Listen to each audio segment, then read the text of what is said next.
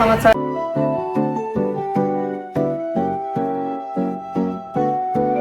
Mr. Aldian, kami dari kelompok wawancara ingin menanyakan beberapa soal terkait dengan menjadi warga negara yang baik.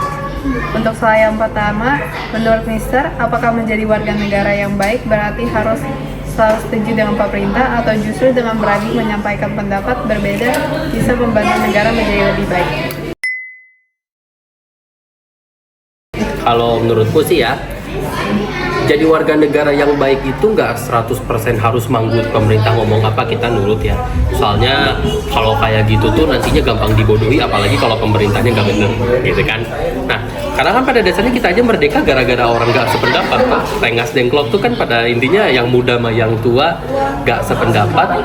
Akhirnya kan dari situ kayak kemerdekaan kita tuh kan kepushnya sama rengas dengklok.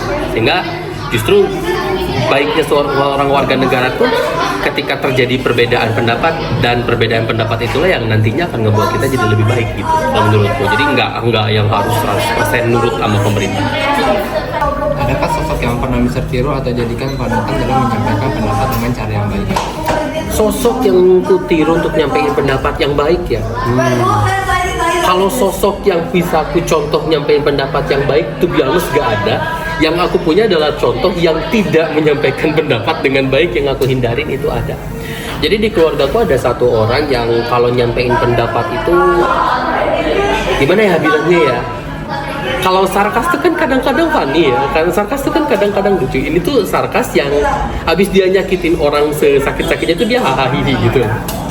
Karena yang bersangkutan tuh mendukung ideologi-ideologi yang menentang Pancasila gitu. Jadi ada beberapa ideologi yang mereka tuh justru belak-belakan organisasinya tuh ingin menolak Pancasila, dan kebetulan ada satu member keluargaku yang ngedukung ideologinya organisasi tersebut. Justru ngelihat dia dengan kelakuannya kayak gitu, aku malah jadi nggak mau nyontoh gitu, karena cara dia nyampein pendapatnya tuh jelek banget.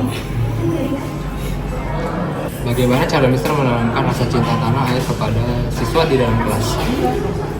First and foremost, dalam semua kelas bisnis yang aku sampaikan itu banyak banget produk lokal yang suka aku angkatnya. Mungkin pas teman-teman belajar di kelas 11 dan 12 juga kan ujung-ujungnya contohnya apa? Tukang gorengan.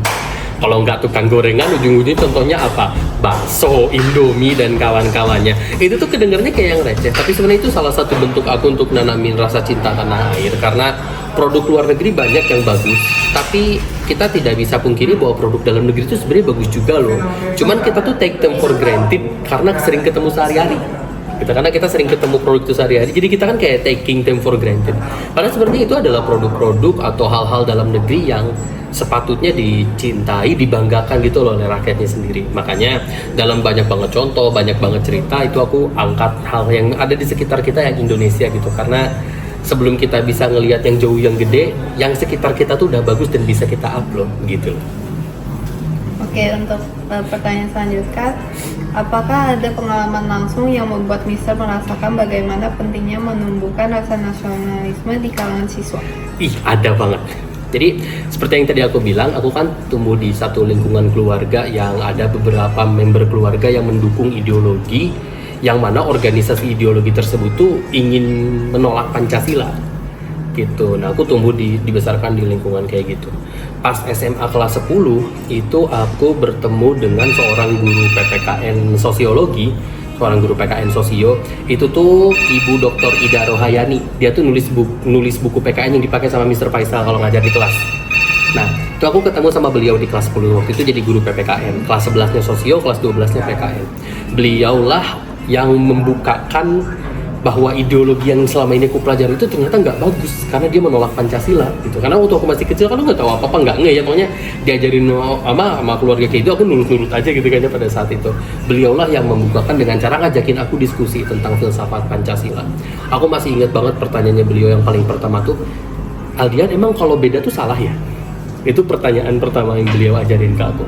Dan dari situ beliau nyampein bahwa sebenarnya Bhinneka Tunggal Ika tuh gini loh gitu kan, dan sebenarnya kalau orang beda tuh nggak harus jadi salah gitu loh. Nah, itulah yang pertama beliau ajarin. Sampai sekarang itu aku benar-benar pegang teguh, sehingga sebagai seorang, sehingga di situ aku dapat sebuah pemahaman dari zaman SMA sampai sekarang aku pegang bahwa yang namanya nasionalisme yang baik itu adalah justru ketika kita tuh bener-bener Bhinneka Tunggal Ika tuh, yang si Pancasila 5-5-nya tuh kita bener-bener terapin.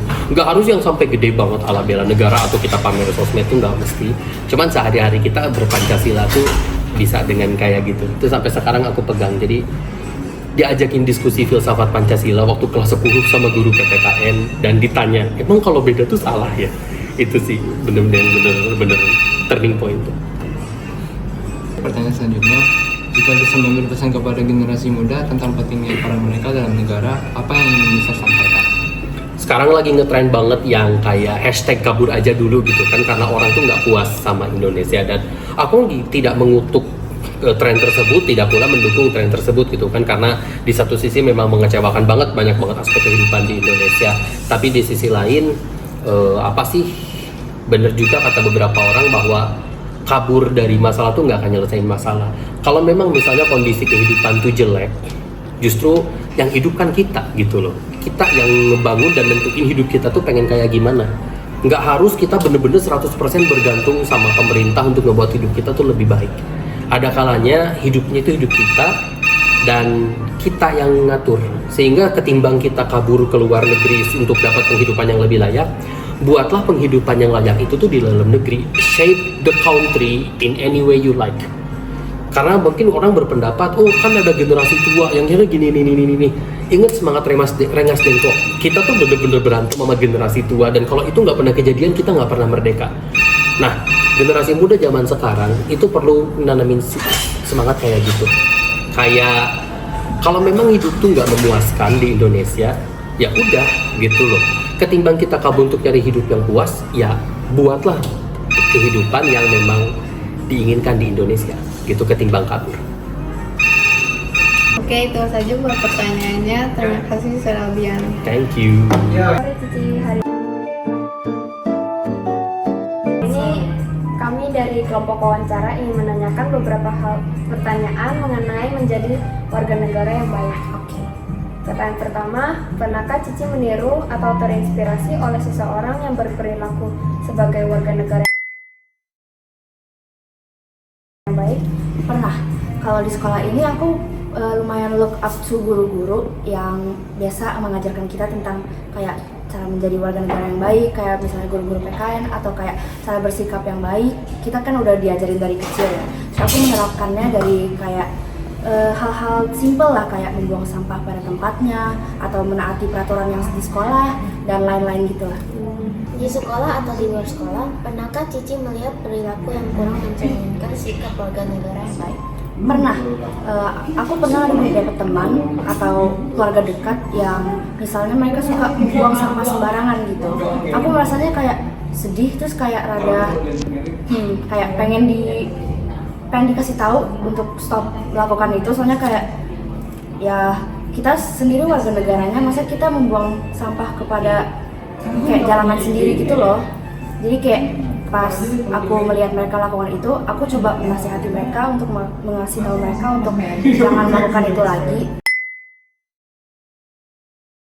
Terus kalau misalnya mereka masih lakukan, aku coba menasihati mereka lagi kayak stop melakukan itu sebelum mereka kayak membuang sampah sembarangan. Oke. Pertanyaan terakhir, apa pesan Cici untuk teman-teman agar lebih peduli terhadap bangsa dan negara?